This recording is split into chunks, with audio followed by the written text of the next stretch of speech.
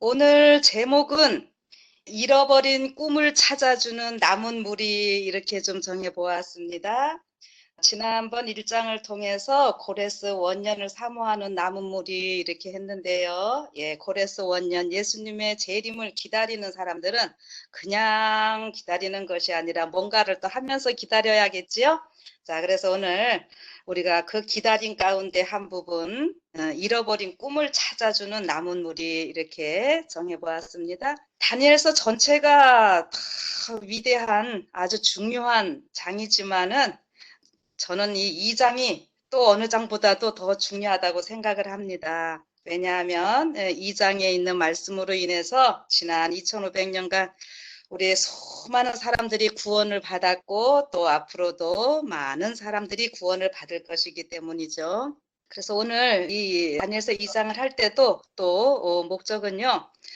느부갓네살과 바벨론 백성들을 구원하시고자 하시는 그 하나님의 그 사랑의 마음을 우리가 생각하면서 이 말씀을 좀 생각해 보고자 합니다. 이사야서 55장 8절부터 9절에는 우리 하나님의 생각과 우리 사람의 생각이 다르다고 말씀을 하시죠.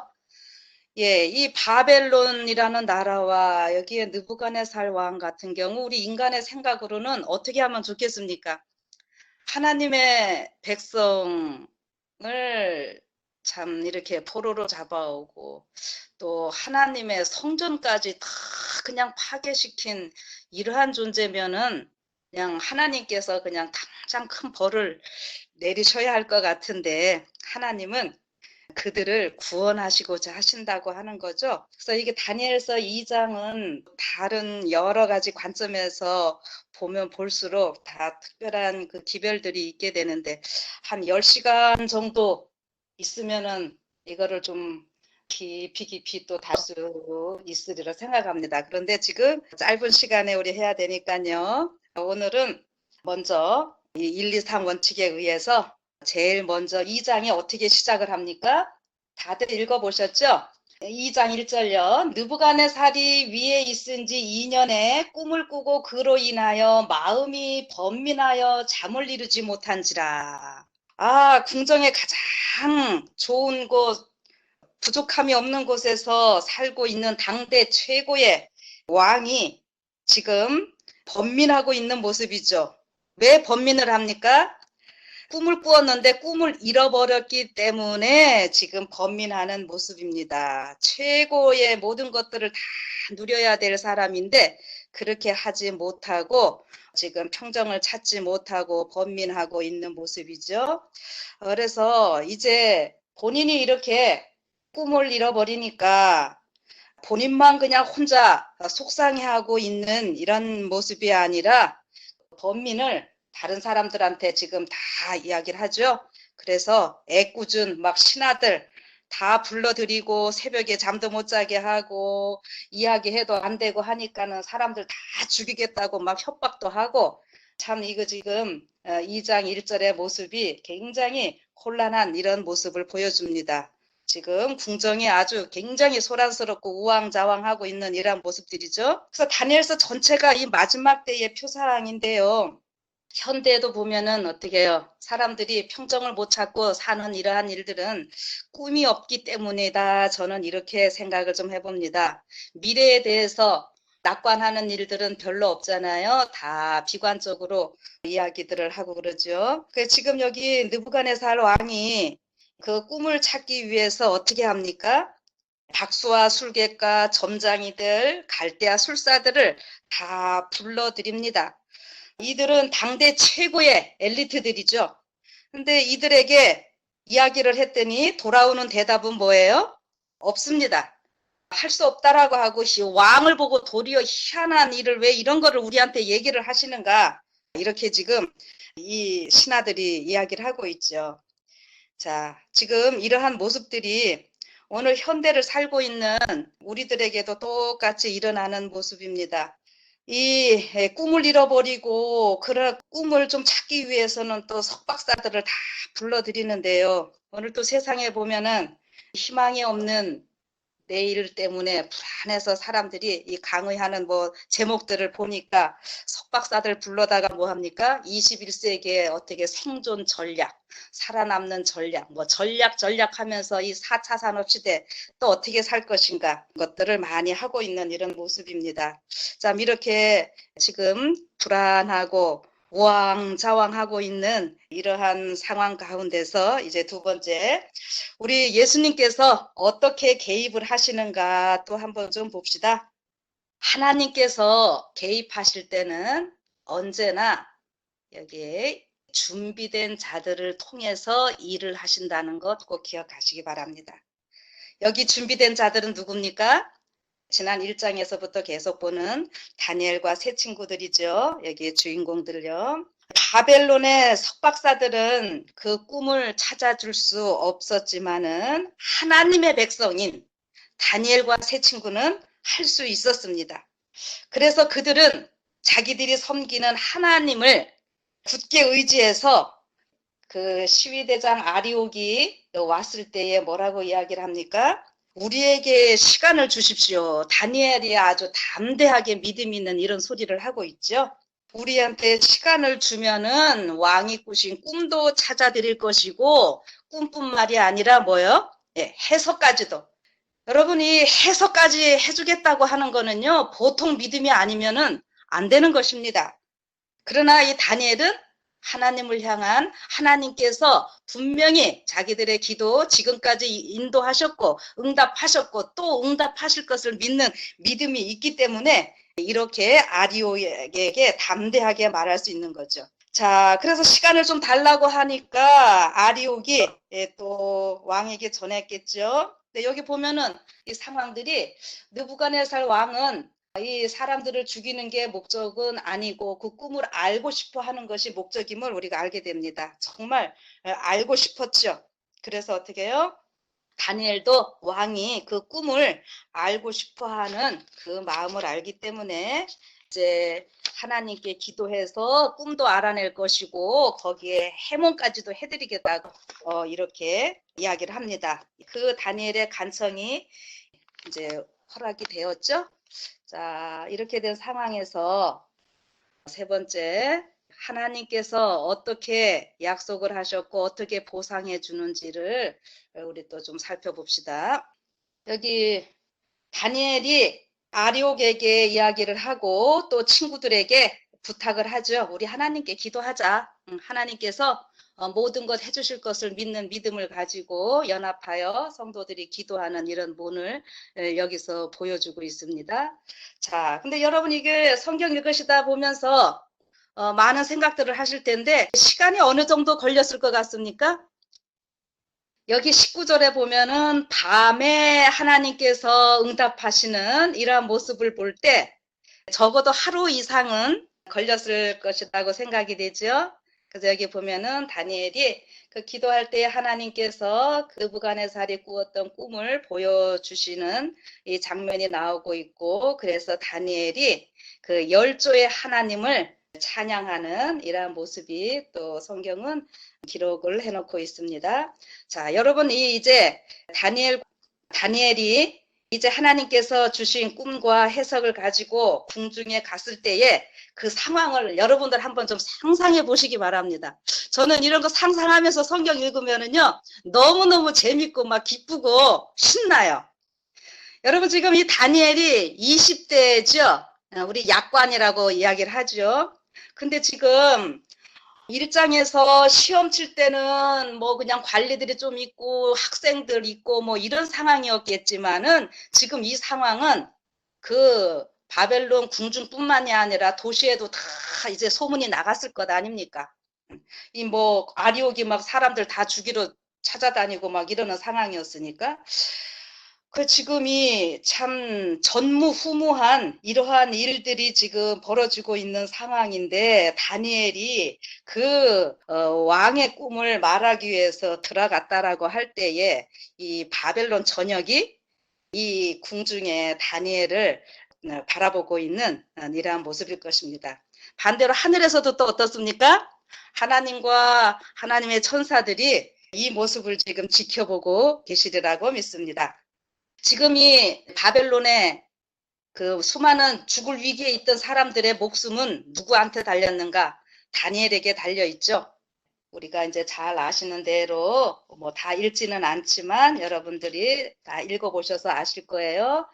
왕 앞에 나아가서 이 꿈 이야기를 하고 있죠.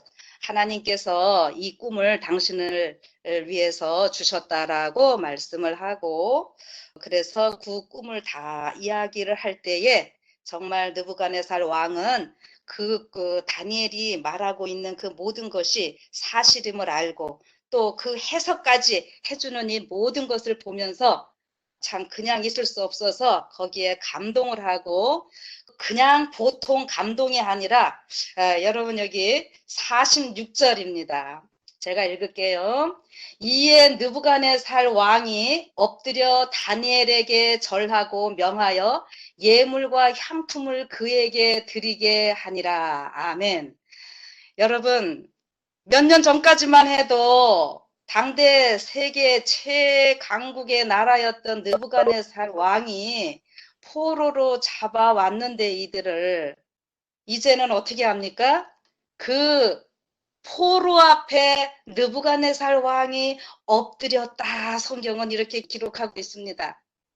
여러분, 오늘 이 말씀은 여러분과 제가 이 마지막 때에 이 세상을 향하여 하나님의 그 사랑의 기별을 외칠 때에 세상이 우리를 향하여 무릎 꿇을 일, 결국 우리를 향하여 무릎 꿇는 것은 무엇입니까? 하나님께 모두 다 이렇게 무릎 꿇게 될 일이라는 것을 기억하시고요. 제가 지금 46절 읽을 테니까 여러분 있는 곳에서 아멘을 좀 크게 하시기 바랍니다. 이에 느부갓네살 왕이 엎드려 다니엘에게 절하고 명하여 예물과 향품을 그에게 드리게 하니라. 아멘. 이 46절의 축복이 여러분과 저의 축복이 되기를 간절히 바랍니다. 이제 여기에 느부갓네살 왕이 꿈의 해석을 듣고 이 다니엘에게 이렇게 엎드려서 향품을 다 주고 예물을 주고 이렇게 했을 뿐만이 아니라 다니엘을 세워서 어떻게 했다고요? 자, 48절에 왕이 이에 다니엘을 높여 귀한 선물을 많이 주며 세워 바벨론 온 도를 다스리게 하며 또 바벨론 모든 박사의 어른을 삼았으며, 왕이 또 다니엘의 청구대로 사드락과 메삭과 아벳느고를 세워 바벨론 도의 일을 다스리게 하였고 다니엘은 왕궁에 있었더라. 아멘. 오늘 여러분과 저는 이 시대의 다니엘로서 하늘 왕궁, 하늘 예루살렘에 갈 자들이심을 인하여 감사하시기 바랍니다. 그리고 여기 이제 이 다니엘이 잘 아시는 바대로 모든 그 박사급들의 박수장, 여러분 20대 약관이 머리 하얀 수염 하얗게 기른 자들을 다 제치고 여기 어른이 되었다라고 분명히 이야기를 하고, 이 다니엘이 하나님께서 느부갓네살에게 보여주신 그 꿈을 해석하고 이렇게 말할 때에 하나님의 그 사랑의 복음이 이 바벨론 성 안에 전해지고, 다니엘이 이 꿈을 이야기할 때에 왕 앞에 둘이만 독대한 것 아니겠죠. 신하들 다 시위하고 있었을 것입니다. 예, 모든 자들이 있는 앞에서 하나님의 이 사랑의 기별이 지금 전파되고 있는 이러한 모습을 여러분 상상해 보시기 바랍니다. 예, 느부갓네살 왕이 정말 우리 인간으로 생각해서는 느부갓네살 왕 같은 사람은 그냥 어떻게 됐어야 될 것 같은데, 하나님의 이 사랑의 음성을 들으면서 하나님을 믿게 되는 놀라운 그 신앙 고백의 시간이 있게 되고요. 그 다음에 다니엘이 이렇게 높아지면서 다니엘은 또 같이 협력하여 기도했던 친구들을 어떻게 해요? 또 같이 왕 앞에 요구를 하였더니 다니엘의 이 친구들도 각 도에 자리를 하나씩 주어서 우리가 이제 뭐 요즘 표현으로는 도지사 이런 일을 하게 되는 모습을 보게 됩니다. 자, 이럴 때 여러분 무엇이 생각됩니까?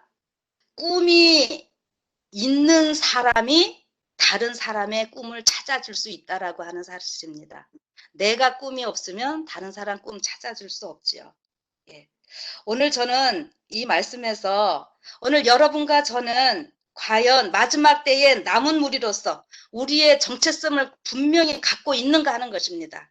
우리가 분명히 갖고 있을 때에 내 꿈을 잃지 않을 것이고 내가 꿈을 잃지 않을 때에 다른 사람의 잃어버린 꿈을 찾아줄 수 있다라고 하는 것입니다. 오늘 우리 교회 안에서 이런 확신이 필요합니다. 여러분 우리 재림교회 안에서도 오늘 우리는 두 가지 부류로 살고 있습니다. 여러분 오늘 이 시대는요. 우리 재림교인이라고 해서 무조건 다 구원받는 거 아니죠. 예. 알곡과 쭉정이가 구분되는 이 시간 속에서 우리가 살고 있고요. 이 교회 안에서도 아직 확신이 없이 사는 사람들도 많이 있습니다. 여러분 그러한 자들에게 내가 먼저 확신을 갖고 내가 먼저 꿈을 갖고 그들에게 꿈을 찾아주는 이러한 사람이 되어야 될 뿐만이 아니라 특별히 이제 이 교회 안에서 뿐만이 아니라 전 세계 우리가 세상을 향하여 꿈을 잃고 비틀거리고 있는 이 시대에 우리 모두가 꿈을 찾아주는 그러한 사람들로 살아가자고 하는 것입니다. 그래서 오늘 하나님께서는 우리에게 하나의 사명을 주시면서요. 1899년 화입 부인을 통해서 주신 편지 32쪽에 있는 말씀 하나 읽어드릴게요. 다니엘과 그의 친구들로부터 큰 빛이 비쳐나갔고 주의 도성 시온성의 빛나는 사물들은 이야기하였다. 이와 같이 영적인 빛도 이 마지막 시대에 살고 있는 주의 신실한 파수꾼을 통하여 비치어 나가는 것이 하나님의 뜻이다.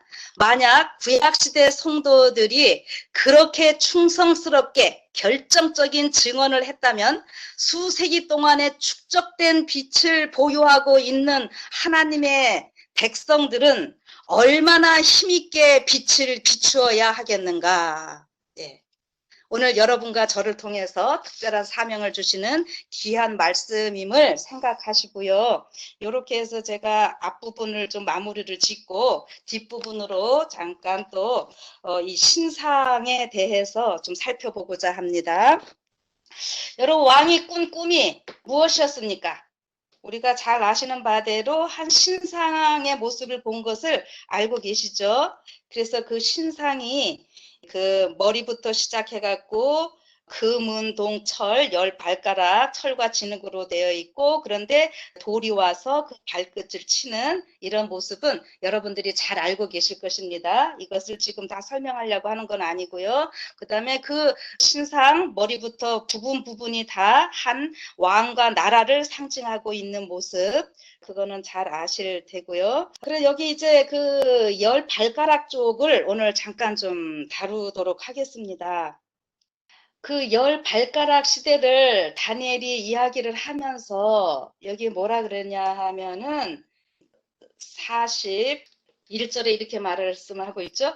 왕께서 그 발과 발가락이 얼마는 토기장이의 진흙이요 얼마는 철인 것을 보셨은즉 그 나라가 나누일 것이며 왕께서 철과 진흙이 섞인 것을 보셨은즉 그 나라가 철의 든든함이 있을 것이나 그 발가락이 얼마는 철이요 얼마는 진흙인즉 그 나라가 얼마는 든든하고 얼마는 부서질 만할 것이며 왕께서 철과 진흙이 섞인 것을 보셨은즉 그들이 다른 인종과 서로 섞일 것이나 피차에 합하지 아니함이 철과 진흙이 합하지 않은가 같으리이다.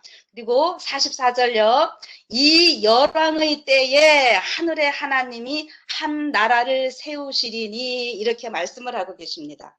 여러분 여기 열왕의 때라고 해서 발가락이 또 열이고 이래서 혹자들은 이 나라들을 꼭 열나라로 뭐 하려고 하는 이런 경향이 있어요. 그리고 우리가 이제 당연히 지금까지 하실 때 유럽의 열나라 이렇게 하신 거 다 맞습니다.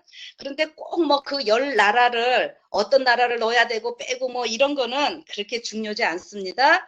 이 열이라고 하는 것은 그냥 열을 얘기하는 것이 아니라 여러분들 이제 영어 성경들도 다 보시고 그렇게 할 텐데 여기가 in the days of the these kings, 10 kings가 아니라 these 그냥 열이라고 하는 것이 많다라고 하는 여기서 우리 한국말도 열왕 해갖고 10명이 아니라 이렇게 분열된 왕이다 이러한 의미를 나타내고 있습니다. 그래서 이것을 우리가 유럽의 열나라로 이야기를 하면서 유럽이 이렇게 흩어졌는데 절대로 합쳐지지 않을 것이라고 하는 것을 우리는 많이 이야기를 지금까지 했습니다. 그리고 그들이 합쳐지려고 하는 그 노력을 결혼을 통해서, 여기 인종이 서로 섞인다 이런 표현에 대해서 결혼을 통해서 그들이 서로 하나가 되고자 하는 이런 것들을 많이 지금까지 들으셨을 것입니다. 자, 그런데 이 상황들을 보면은요, 하나님께서는 사실 이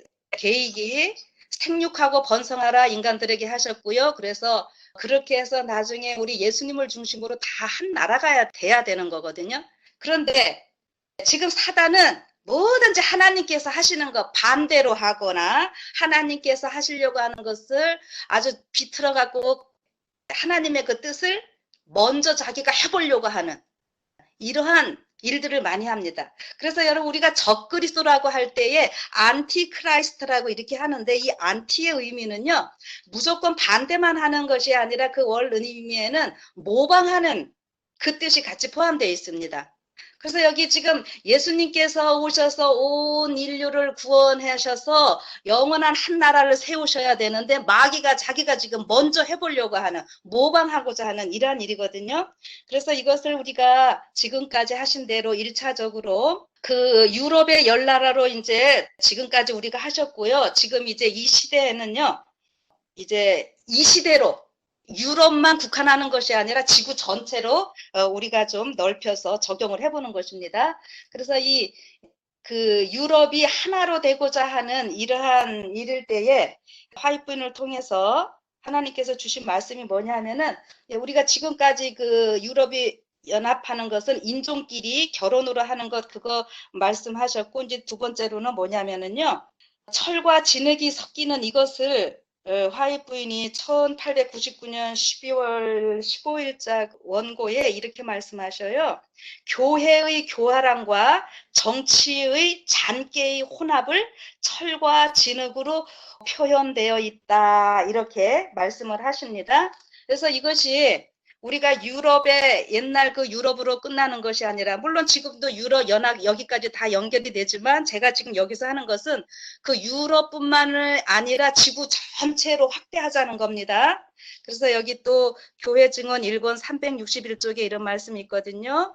우리는 세상 나라들 사이의 연합을 기대할 필요도 없고 기대할 수도 없다.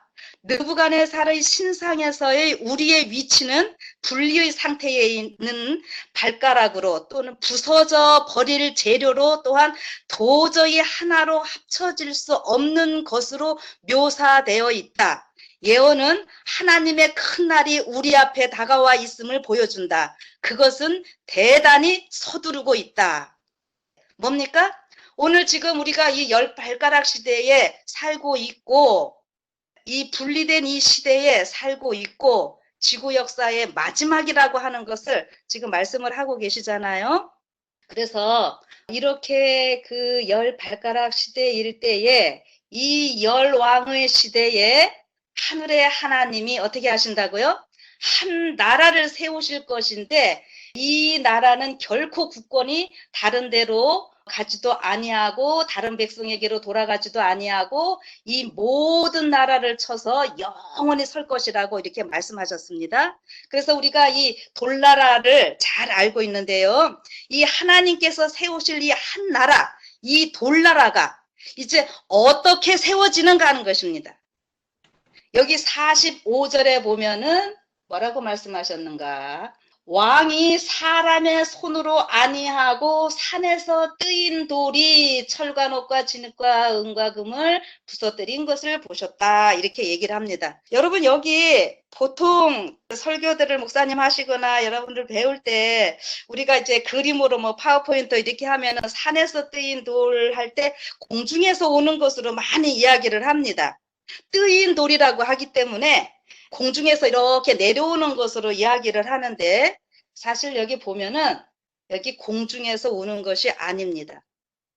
여기서 뜨였다라고 하는 것은 떼어냈다. 여러분들 영어 성경들 다들 가지고 계실 테니까 영어도 보시면 cut out입니다. cut off 된 거. 산에서 잘려진 돌이라고 하는 것이죠. 그래서 여러분 이것을 꼭 기억하시고요. 이 산도 그냥 산이 아니라 정관사가 붙어 있는 그 산으로 이렇게 나오고 있습니다. 그래서 다니엘 9장 20절이나 뭐 성경 여기저기 보면은 이 산이 하나님의 거룩한 산, 예루살렘이고 결국 이 돌이 돌나라 해서 예수님의 재림으로 모든 것이 마무리 지어지는 것을 우리는 알고 있습니다. 그런데 여기 보면은 이 돌이 지금 산에서 뜨인 돌, 이거를 좀 제가 오늘 강조하려고 하는 거예요. 여기 보면은 베드로전서 2장 4절 5절에서도 사람에게는 버림바가 되었으나 하나님께는 택하심을 입은 보배로운 산돌이신 예수께 나아오고 너희도 산돌같이 신령한 집으로 세워지고 이렇게 말씀하고 있습니다. 여러분 예수님이 산돌이십니다. 근데 지금 우리 보고도 어떻게 하라고요? 너희도 산돌같이 신령한 집으로 세워지라. 오늘 여기 사람의 손으로 하지 아니한 산에서 뜨인 돌, 여기 이 돌이 바로 여러분과 저라고 지금 말씀을 해주시고 있는 겁니다.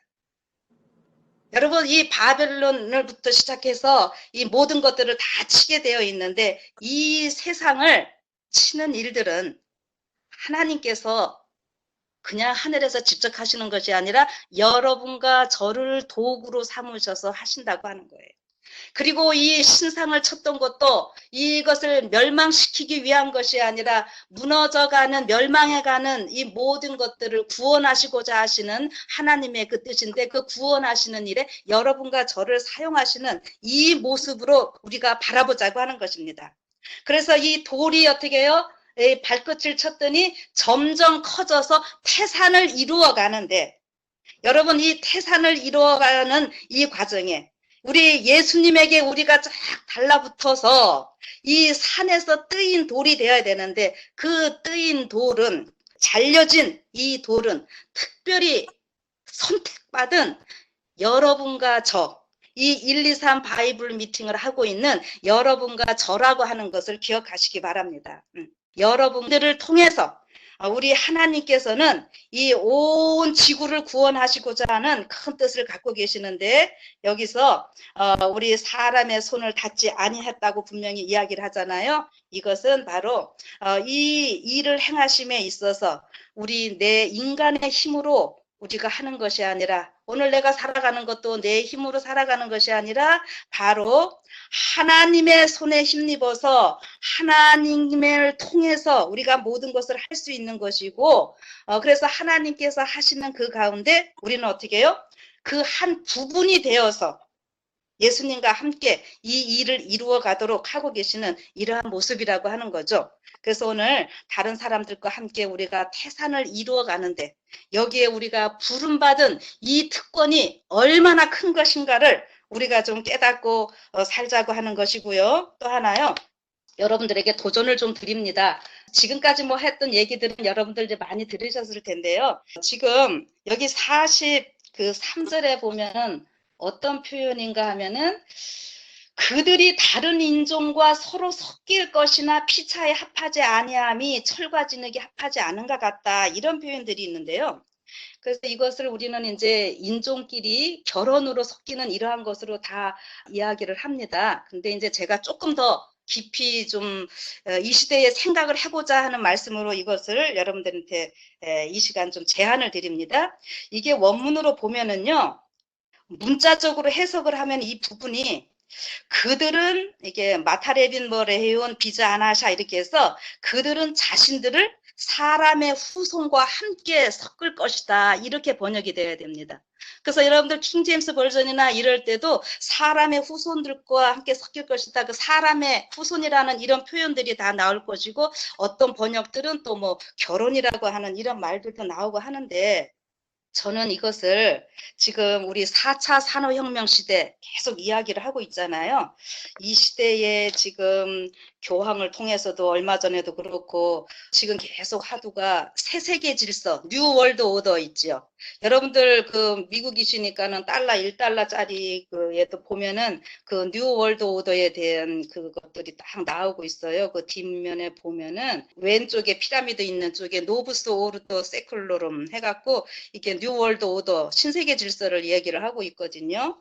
이렇게 하면서 신세계 질서를 지금 이루어 나가는 데 있어서 교황도 자꾸 신인류, 우리가 뉴자를 많이 붙여요. 뭐든지 뉴 노말이라는 이런 표현들. 그리고 이 AI를 통해서 앞으로 할 모든 것들이 지금 많이 계획이 되어지고 있는데 이런 것들과 더불어서 이 문제를 한번 좀 생각을 해보시라고 오늘 제가 좀 도전을 드립니다. 이것이 어떻게 연결이 되고 있는 것인가.